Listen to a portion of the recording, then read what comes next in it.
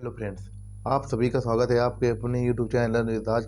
आज की क्लास में हम वोकैब पर सेशन कंप्लीट करेंगे। हम वोकैब में पढ़ रहे हैं ईडियम्स एंड फ्रेजेज। आज की क्लास में हम ईडियम्स और फ्रेजेज आपको दोनों चीज़ बताएंगे, जैसे ये बियर आउट, कैरी आउट, ये है हमारे फ्रेजेज। ठीक है, तो आज की क्लास केवल 5 मिनट की क्लास लगेगी और 5 मिनट क्लास में आपको 20+ वर्ड्स और ऐसे वर्ड्स जो कहीं ना कहीं किसी न किसी एग्जाम में अवश्य पूछे गए हैं, इस टाइप के वर्ड्स आपके सामने लेकर आए हैं। तो आपको ये क्लास बिना स्किप किए हुए लास्ट तक देखनी है। आपको 100% यहाँ से एग्जाम में बेनिफिट मिलने वाला है। तो चलिए, ये केवल 5 मिनट की क्लास रहेगी और 5 मिनट की क्लास में हमारा 20+ वर्ड से लर्न कराने का टारगेट रहेगा। चलिए आज की क्लास को कंटिन्यू करेंगे। बियर आउट, बियर आउट मतलब होता है समर्थन करना। बियर आउट मीन्स होता है समर्थन करना, इसको कहते हैं टू सपोर्ट। बियर आउट समर्थन करना, to support. Carry out, carry out means होता है पालन करना, इसको कहा जाता है to obey. Carry out, carry means ले जाना, आउट माने बाहर। ठीक है, तो ये ऐसे आपको नहीं याद करना है। कैरी मीन्स वैसे ले जाना होता है, आउट माने बाहर। तो ये केवल इतना याद रखना है, टू ओबे पालन करना, बियर आउट टू सपोर्ट। अब इसके बाद नेक्स्ट है हमारा drop in the ocean. Drop in the ocean, ocean means होता है सागर। अगर ये समझ लो, अगर सागर में एक ड्रॉप अगर गिर जाए तो उसमें कोई कुछ नहीं फर्क पड़ेगा, सागर में कुछ भी प्रभाव नहीं पड़ेगा, तो इसको कहा जाता है अल्प मात्रा में।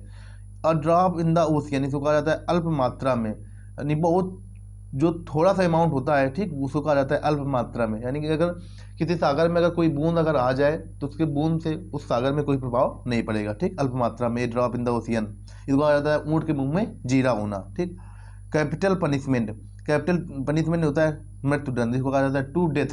कैपिटल पनिशमेंट इसको कहा जाता है टू डेथ। ये भी इंपॉर्टेंट वर्ड से कई बार आया है। इसके बाद कैपिटल पनिशमेंट टू डेथ, मृत्युदंड। इसके बाद फील द पल्स मीन्स होता है फील वन महसूस करना, द पल्स मीन्स होता है जो नाड़ी होती है उसको कहा जाता है पल्स। फील द पल्स यानी कि नाड़ी महसूस करना, किसी के विचारों को जान लेना, जो सामने का पर्सन है उसके हाव भाव क्या है, वो क्या बोलना चाह रहा है, ये किसी के आचारों और विचारों को जान लेना। ठीक है, टू नो अबाउट समवन, किसी के बारे में जान लेना पहले से ही।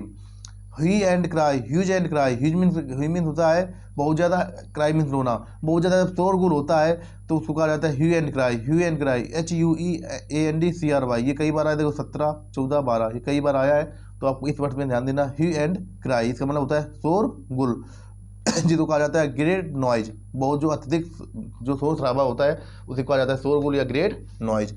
इसके बाद देखो नेक्स्ट हमारा वर्ड है, नेक्स्ट वर्ड है इन ब्लैक एंड व्हाइट। ये ब्लैक एंड व्हाइट भी इंपॉर्टेंट है। इन ब्लैक एंड व्हाइट, ब्लैक में होता है काला, व्हाइट में होता है सफ़ेद। काले और सफ़ेद में, यानी कि इन रिटन लिखित रूप में, इन रिटन लिखित रूप में। इन ब्लैक एंड व्हाइट मतलब होता है इन रिटन लिखित रूप में। ठीक, देखो इन ब्लैक एंड व्हाइट मतलब होता है इन रिटन लिखित रूप में। इसके बाद नेक्स्ट है इन लीव ऑफ मीन्स होता है इन स्पाइट ऑफ के बदले, इन लीव ऑफ के बदले, किसी के बदले। ठीक है, इन लीव ऑफ के बदले। अब इसके बाद नेक्स्ट हमारा वर्ड है इन आ नट सेल। ठीक, इन आ नट सेल में होता है टू ब्रीफली, जिसको कहा जाता है संक्षेप में। इन आ नट सेल मतलब होता है टू ब्रीफली, जिसको कहा जाता है संक्षेप में। इन आ नट सेल का मतलब होता है संक्षेप में, इन आ नट सेल संक्षेप में। ठीक, अब इसके बाद देखो हमारा इन आ नट सेल का मतलब होता है संक्षेप, इन आ नट सेल का मतलब होता है संक्षेप में। इसके बाद नेक्स्ट वर्ड है हमारा, इल एट ईज। देखो इल मीन होता है बीमार, इल एट ईज, तो इसको जैसे ही इसका वो है, जैसा ही इसका नाम है तो इसके नाम से पता चल रहा है कि अगर ये बीमारी से रिलेटेड होगा। इल एट ईज, जैसा कि इसके नाम से पता चल रहा है ये बीमारी से रिलेटेड होगा, तो इसमें इसका मतलब क्या होता है, इल एट ईज मतलब होता है बीमार होना। इल एट ईज, EASE, ये ईज की स्पेलिंग आपको याद रखनी, ईज EASE, इल एट मीन्स होता है बीमार होना। नल एंड वाइड, ये कई बार देखो 17, 16, 15, 14 ये कई बार आया, तो आपको इसमें ध्यान देना है। नल एंड वाइड